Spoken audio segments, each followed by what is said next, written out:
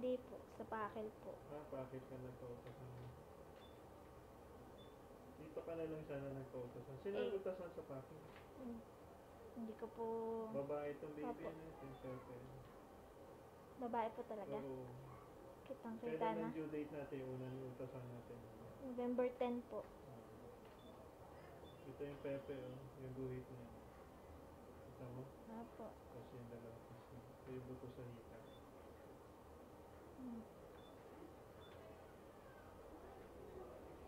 May record si Taba.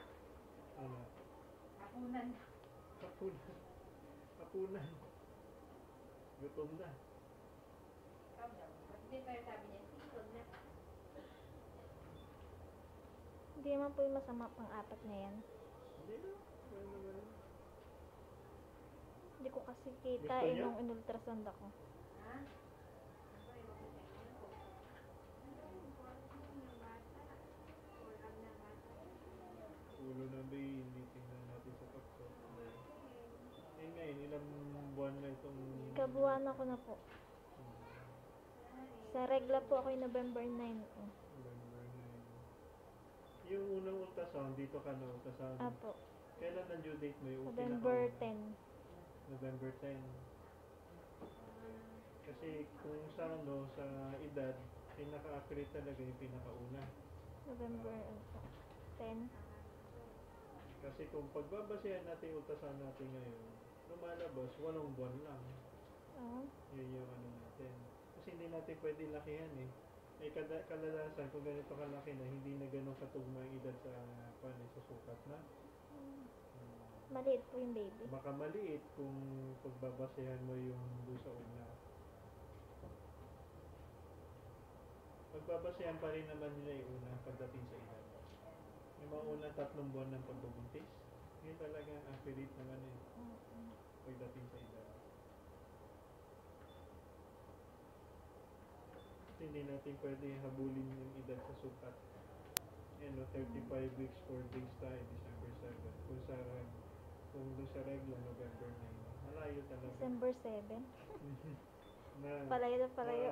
Maaaring maliit tong baby kung gano'n. Pero ko-correlate na lang ng doktor mo doon sa una, ha? Kaya na-expect talaga yan kung mga ganito ka, huli na.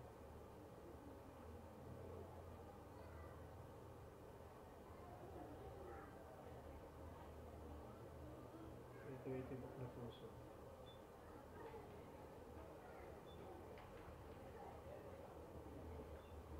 Ano na po yung mukha, hindi pa.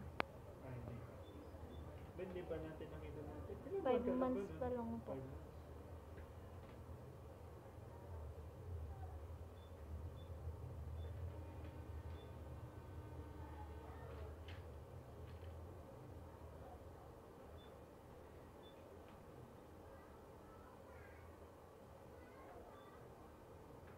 Seven months talaga maganda tingnan yung mga ibang parts ng baby. Ayan po Tingnan yung natin kung kita. kita pa rin natin. Posterofundal placenta, grade 3 na tayo talaga.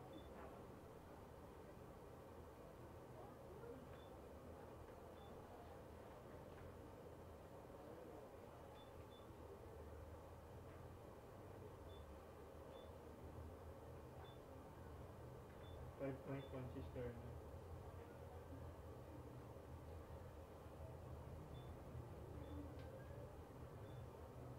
Lateral 5.2. Yan yung pa ng baby. Kita mo?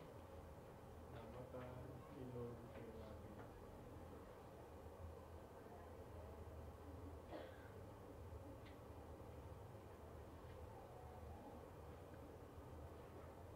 Tibok na puso. PGH control. Yung hari niya. Dalawang kita. Hindi masyadong kita po yung mukha. Ito lang po. Yan.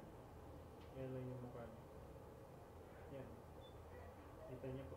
Nakatagilid po. Ito lang ang harap ko dito po. Yan. Yan.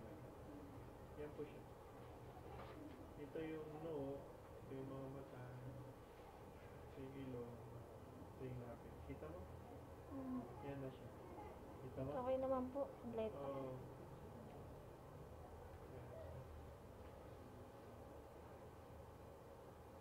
Yun dati ka bang inultasan? Di ba pinakita sa'yo dati?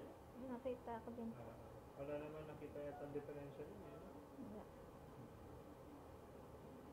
Okay. Tapos na po tayo. Kung ganito kasi kalaki, medyo limitado na yung view